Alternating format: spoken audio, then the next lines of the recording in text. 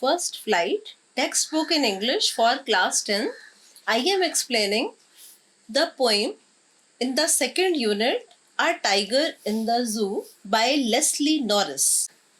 He stalks in his vivid stripes, the few steps of his cage on pads of velvet quiet. In his quiet rage, he stands for one tiger. And he is in the cage. Actually, this poetry presents a contrast. One tiger, when in the zoo, is in its natural habitat, and after that, the same tiger is shown in the jungle. So, there is complete contrast. In the first stanza, he stalks, means he is just walking quietly, and quite visible are his clear stripes. He takes few steps of his cage, and he has to take quiet steps with his velvety pads. At that time, he cannot show his rage. Rage means anger. Means he has to suppress his anger. That's why quiet rage is used. Why this idea is given?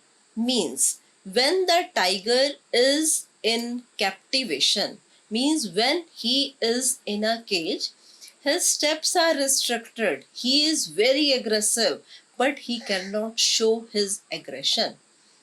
In the next stanza, he should be lurking in shadow, sliding through long grass near the water hole where plump deer pass. Here the poet says that he, if in the jungle, then he would be roaming very freely. He may be visible through the long grass in the shadow of those. He may be waiting near the water hole because fat deer used to come there. Means he is so free. He is waiting for his prey. He is happy because he is in his natural habitat. He is not slow, rather very aware to get his prey. There is a great contrast because the same tiger is in the jungle now. Now, in the third stanza, he should be snarling around houses at the jungle's edge, baring his white fangs, his claws, terrorizing the village.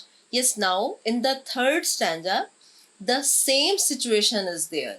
Means the tiger in its natural habitat is very angry. He is just awareing all the public. Public stands for here the houses that are at the jungle's edge, at the corner of the jungle, at the border of the jungle. There are many houses. So he is very free. His movements are not restricted. Rather, he is challenging all the villagers by exposing his white fangs, his claws, and he is terrorizing. Means he becomes one object to make others very, very horrid. The idea is very clear. When the same animal is in its natural habitat, he can be very free in his movements and actions. Now, in the fourth stanza, but he is locked in a concrete cell. In this stanza, again, the same tiger is shown in its captivation. Means he is in the cage. He is locked in a solid room, solid cell, because his strength is restricted. He is behind the bars. At that time, he is not free to move. Rather, he has to take quiet steps, and he has to just measure the length of his cage, that is limit, and he is not interested in the visitors. Earlier, he was terrorizing the villagers, but now he is not in a mood to attend them. Rather, he is neglecting those. Meaning is very simple, that the tiger is not happy in the cage. Now, in the last stanza, he hears a last voice at night, the patrolling cars, and stares with his brilliant eyes at the brilliant stars. Means, the poet wants to say, when he is in captivation, he has to hear just the voice of the patrolling cars. Means, the persons who are there to control the steps or the movements of the tiger. So cars' voices are just audible to him. He is not happy to hear those voices, but he has to hear. Then he is so helpless because at that time he cannot go outside. Rather, he has to gauge with his shiny eyes at the shiny stars. Yes, now again one contrast is given. He has a special shine in his eyes only to catch the prey, to watch its prey. But he is so helpless and he is watching the shining stars, the stars which are giving special light to the world. The idea is again same, that the tiger's movements, the actions are restricted by the human beings because he is locked in a cage. Read the poem again and work in pairs or groups to following tasks. First question, find the words that describe the movements and actions of the tiger in the cage and in the wild. Arrange them in two columns. Yes, in the first column, when the tiger is in the cage, then his movements are quiet and his actions are given that he just talks. Then, in the fourth stanza, his movements are again very quiet. He has to stalk again. He has to ignore the visitors. So these are the actions. And in the last stanza, he is again quiet. He has to just measure the length of his cage. And he has to hear the last voices and he just stares at the brilliant stars. But in the second column, we can write that the tiger, when he is in its natural habitat, so he is very free to stroll. Then he makes special actions, that is, he may be lurking here or there. Then he just waits for his prey. Then in the third stanza, it is given that he is quite busy in threatening the visitors. So he bares his white fangs and claws. In this way, he terrorizes.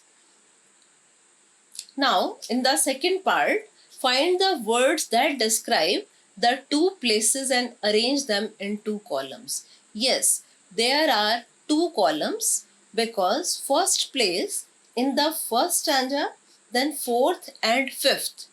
These describe the tiger in a cage. The words are very clearly given. First cage, then quiet, rage. Next idea in the fourth stanza, concrete cell behind bars, length of the cage. After that, patrolling cars, then just stares at the brilliant stars outside.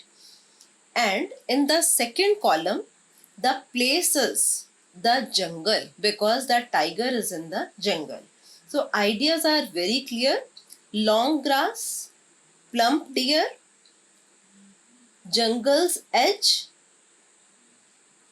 then terrorizing the village. Now, try to share ideas about how the poet uses words and images to contribute the situation. Yes, the idea is very clear that the poet is giving a contrast, that when the tiger is in a zoo, at that time he is not free to move. Rather, his all movements, all the actions are restricted by the human's cruelty. And in the second place, when the tiger is shown in the jungle, he is so free to move here or there. That's why he is in its natural state. So he is just waiting for his prey. Then he can make warning to the villagers because he can make them very, very horrid. Now, second question. Notice the use of a word repeated in lines such as these. On pads of velvet quiet, on his quiet rage. Second part, and stares with his brilliant eyes at the brilliant stars. What do you think is the effect of this repetition? Yes, repetition is used in both of the phrases because in the first part, quiet, second part, quiet rage. So quiet is repeated, but meaning is somewhat different. Velvet quiet stands for that he has velvety pads. That's why he doesn't make noise in walking. And this is the special or natural thing given by God to the tiger so that he can go to his prey secretly. But in the second idea, quiet rage, meaning is just different. He is filled with rage. Rage means anger. But he cannot show, he cannot expose his anger. So, quiet rage means his aggression, his anger is restricted in the zoo. And quiet, repetition makes the idea highlighted. Now, in the second part, brilliant eyes. Again, natural quality of the tiger is shown that he has every time very shiny eyes. And because of these shiny eyes, he is able to watch his prey. In the second part, brilliant stars stand for same, shiny stars. But the tiger is so helpless. He may be jealous that the stars are just using their shine. They are giving special light to the world. But his brilliant eyes are of no use at that time because he is in a cage. Now, third question. Read the following two poems. These extra poems are given, one about a tiger and other about panther. So we can discuss. These are commonly asked questions. Are zoos necessary for the protection or conservation of some species of animals? Are they useful for educating the public? Are there alternatives to zoos? Yes, three questions are combined.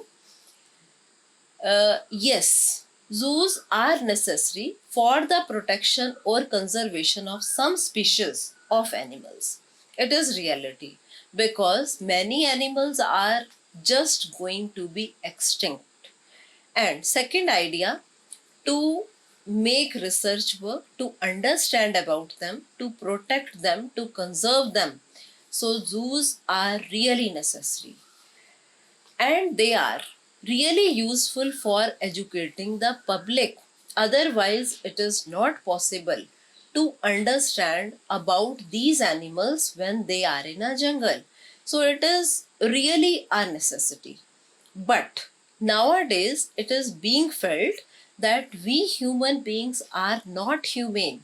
Actually, we are exploiting the animals without any reason, as freedom is the first or foremost important thing for any human being or any animals. So we are not taken for granted to rob from them this special freedom because these are wild animals. They can never be fitted or they cannot be made pet like the domesticated animals. So we shouldn't do, because there can be other alternatives.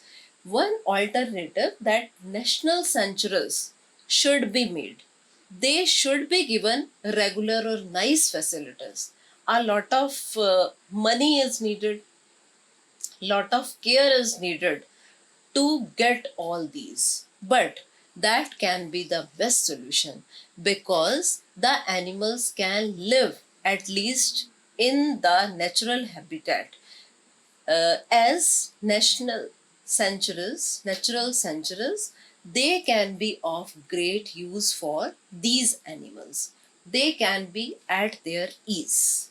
The extra questions are given in the link below in the description. First question: is the title of this poem apt?